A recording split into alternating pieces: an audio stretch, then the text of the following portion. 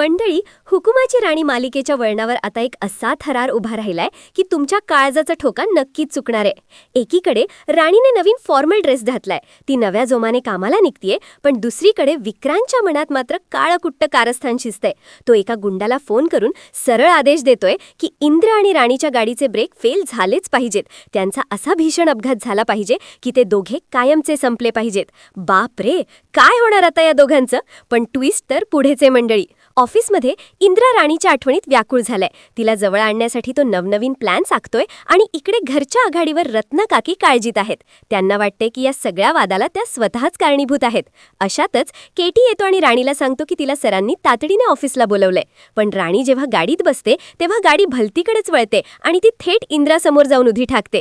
तिथे त्यांच्यात होणारी ही ओढाताण, राणीचं ते तत्वनिष्ठ वागणं आणि मालती मॅडमचा विश्वास जपण्यासाठी तिची चाललेली धडपड, हे सगळं बघताना डोळ्याचं पारणं फिटेल. पण खरी ठिणगी तर तिथे पडते जिथे उर्मिला मालतीला इंद्रा आणि राणीच्या विरोधात भडकवते आणि मालती रागाच्या भरात शपथ घेते की आता मीच या राणीला इंद्राच्या आयुष्यातून बाहेर काढणार. आबांनी वारंवार बजावूनही मालती ऐकायला तयार नाहीये. उलट इंद्राने पहिल्यांदाच आपल्या आईवर आवाज उठवलाय आणि अबोला धरलाय.